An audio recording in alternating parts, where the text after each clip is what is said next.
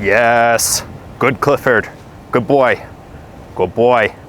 This is the Genesis GV70, and it is a very good boy. Just like your favorite childhood dog, it will loyally follow you around until it decides that it has sensed something that it doesn't like, and then it will stop.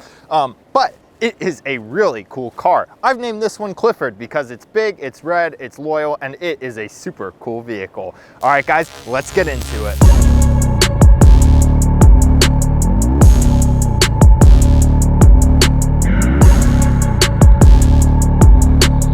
Now, what you saw me using there in the intro is Genesis's park assist feature. You just press a button on the key and the vehicle starts to move. Now, there are a few requirements for this. First, you have to start the vehicle remotely. So you have to hold the button on the key. The vehicle also has to be locked. Once those requirements are met, you can usually just press the button and it will go just like this. It takes a little bit of time. You have to hold the button for a second before it starts to move. The vehicle will automatically stop if for some reason it detects any danger or anything like that. Super cool feature, especially for tight parking garages. Here in the DC area, I could see this being a really neat feature. Now let's talk about the exterior of the vehicle. Starting at the front right here, you have these quad LED headlamps. Now these are going to have automatic high beams integrated to them as well, and they're supposed to represent the wings on the Genesis logo. It looks pretty nice. You do have a camera up at the top. That's going to be scanning the road ahead. It's going to be making adjustments to the suspension depending on what the camera system sees in the road. Super neat feature there. It seems to work pretty well. The ride in here is pretty comfortable. Speaking of this general area, the windshield up here is of course acoustic glass, as you'd expect. So is most of the glass on this vehicle. Provides a very nice quiet ride. Let's take a look at the side. At the side of the vehicle, 21-inch wheels. Those are part of the $4,900 Sport Prestige package. That package is also going to add an electronic limited slip differential along with some other goodies we'll see throughout this vehicle. The mirrors have all the gobbledygook you could ever want. Power, folding, heated, all that blind spot, you know, if you want it, you got it in your mirror right there. This is a Mwah red color. I think it looks really sharp. I'd like for this sporty model maybe a little bit brighter, but I think it looks really nice. I have no idea how to pronounce the name of this red color. Low profile roof rails up here. Let's take a look at the rear. The rear of the vehicle looks really sharp. You have absolutely massive exhaust cannons right there. The back can be opened in a few ways, but you cannot open it from down here. It seems kind of weird. You're like, where's the button? Button's up here on the windshield wiper for some reason. Opening that up will reveal about 28 cubic feet of space. Throw those seats down, you'll have about 56. You can put those down by pulling little levers right here. I set up for this side to go down. Pulling it will send the seats down nice and easy. Powering the vehicle is a 3.5-liter V6 engine, which is twin turbocharged, putting out 380 horsepower, 390 pound-feet of torque roughly, and you can expect around 19 miles a gallon in the city, around 25 on the highway. Power is sent through an 8-speed transmission through an all-wheel drive system. This interior is spectacular. There's a high use of suede, red accent stitching, and these strong accent lines, these aluminum accent lines. And when those three things come together, they really provide a super sporty feeling interior. This vehicle with the Sport Prestige package also gets all these carbon fiber inserts in it. So this is really a sporty model trim, and it feels like down the interior, you even get these red seat belts, which is super cool. Now I want to start by talking about the seats. The seats are super firm, but not uncomfortably so, but you can tell you're in a sport designed vehicle. The suede on the seats feels incredible. The mixture with the leather on the exterior of the seat really makes for a fantastic feel. You can tell that they chose really high quality materials. Everywhere you touch in here is leather, even up here on the dash, which is really impressive. There are my only interesting kind of feature about the interior here when it comes to design is this oval right here. I feel like an oval is a shape not often used in car design, at least anymore, but Genesis has kind of this big oval running through the center. It provides for a unique look. My only material complaint about the interior of this vehicle would be at the center right here. This kind of feels a little cheap, looks a little cheap, and this is a high touch area.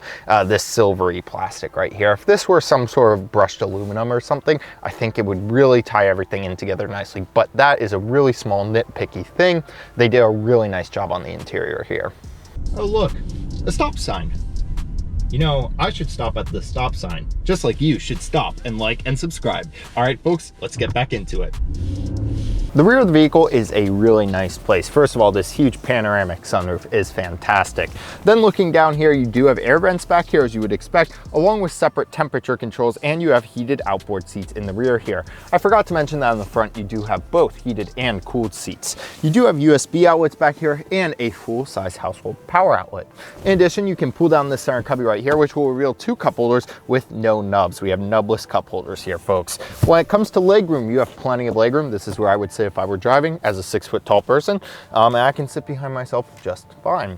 You probably couldn't fit 3 across. You have a pretty big hump right here, but definitely a 4-adult vehicle right here. In addition, you can actually move the passenger seat from the back. That's a feature we see in a lot of Korean vehicles. And you do have carbon fiber accents carrying on back here, along with the red stitching and those aluminum accent lines. All the high quality materials carry on back here. It just makes for a really high quality feeling vehicle. Every touch surface within this vehicle feels extremely premium, to the point of like a BMW. It's really impressive. Now let's take a look at your infotainment system, and as you can see is absolutely massive in this super widescreen format. There are a few different ways to interact with it. First of all, you can use it as a touchscreen, or if we look down here, you can see that you have this dial right here, which can be twisted or moved along 4 axes, up, down, left, right. And in addition, you have physical buttons right here, back, home, and menu, along with dials for your volume and tuning. So if we go back up, let's go to the home. And this is kind of the default screen you're going to see most of the time. You have a nice relaxing image of a city, and then it may be hard to see, but on the right you have kind of a map showing roughly where you are. Now, if we twist this dial, we will now see that we are kind of in the main navigation area. You can see, for example, your actual navigation in real life, and you can see where you are. You can look around this little map, and you can set your navigation. And some people like to do their navigation in this menu rather than in Android Auto or Apple CarPlay, because by doing it this way, you're going to be more integrated with the vehicle's turn-by-turn navigation. So you'll get your navigation systems in your heads-up display and whatnot, and your directions, and some people really like that. Of course, you could also just put up your Android Auto or Apple CarPlay right here. Another really cool feature is the fingerprint feature. If you look down right here, there is a fingerprint reader. You can start the car that way, and you can even use it to log in basically, and the vehicle will adjust your preferences in the infotainment, use your memory seats and whatnot based off whose fingerprint is there. So that is a really, really cool biometric feature. If we leave this menu right here, there's not too much here that's like out of the blue. There's not a really cool sports menu, which I'd really like to see. And Genesis is trying to position the GV70 as a more sporty alternative SUV. And I think that having some sort of all-wheel drive sport menu could be kind of a gimmick, but it could be kind of a cool one. Genesis connected services is basically going to be things like your calendar, your weather, things that need like a satellite update or information streamed to them. And those take a really long time to load. So you guys, we're not going to go through that today.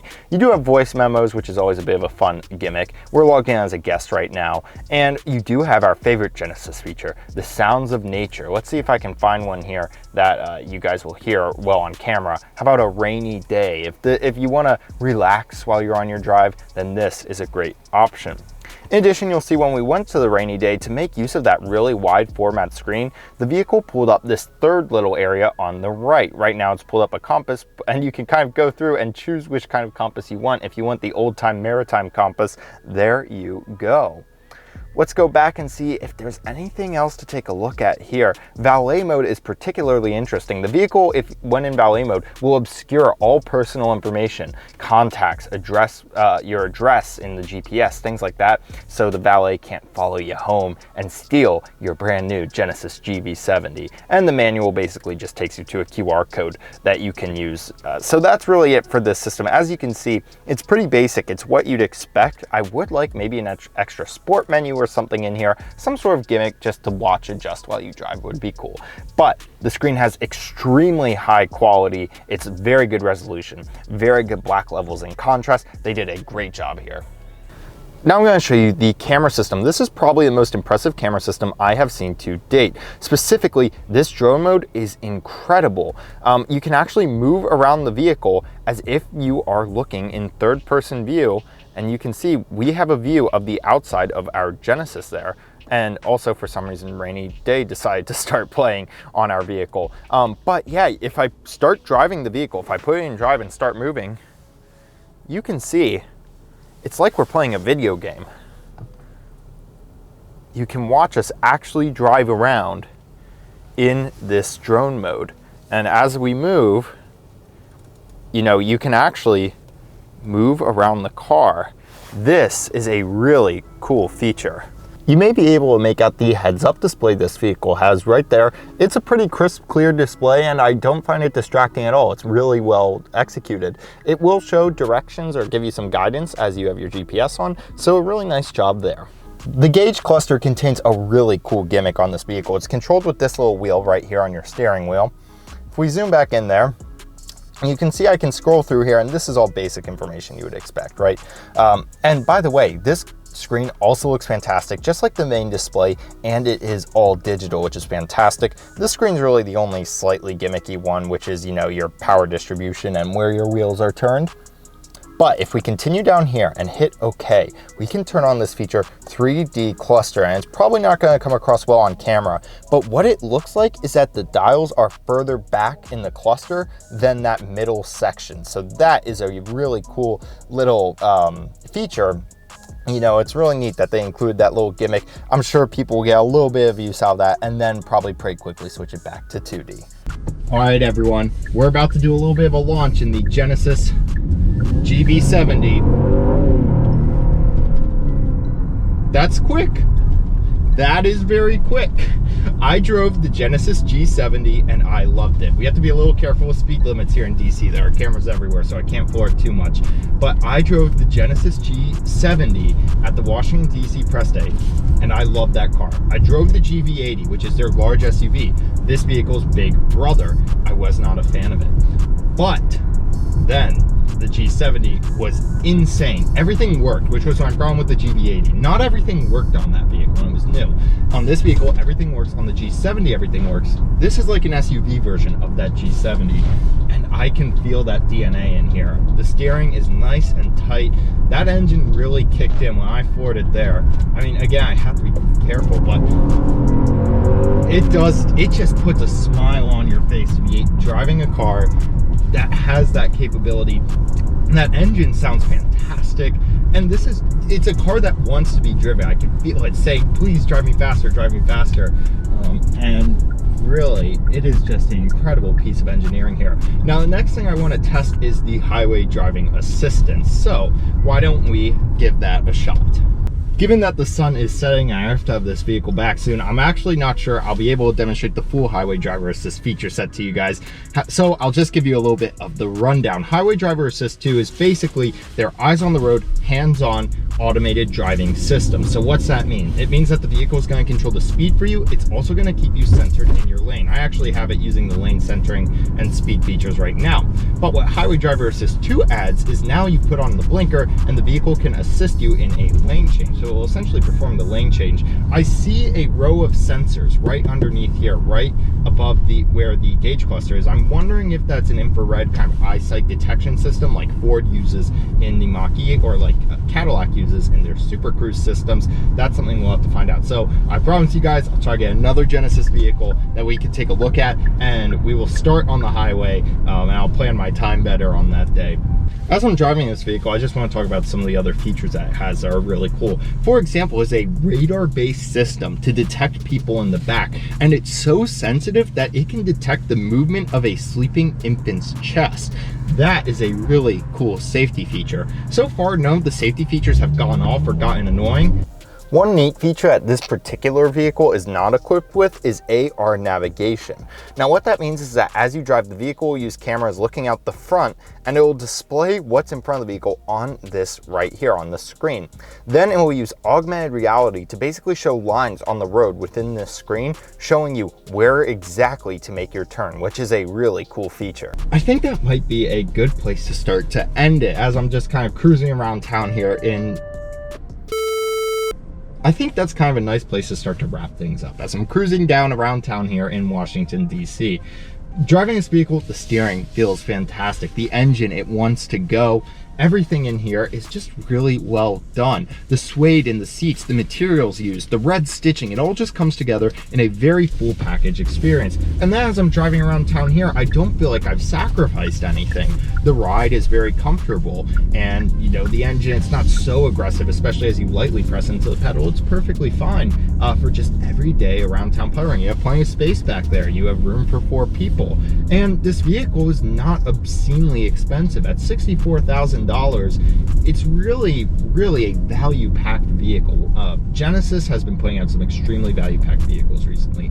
If you watched our GV80 review, I was not a fan of that vehicle. A lot of the systems on it did not work as advertised. They were either broken, they just didn't work like they did in the advertisements. This vehicle is much closer to fulfilling that Genesis promise of quality at an affordable price point that can compete with the Germans and is going to just put a smile on your face every day. This vehicle, just like that G70, that beautiful blue G70 I drove at the Washington press day, it really does just put a smile on your face. So with that, folks, I'm going to say thank you so much for watching. If you like our videos, be sure to like and subscribe. Take care.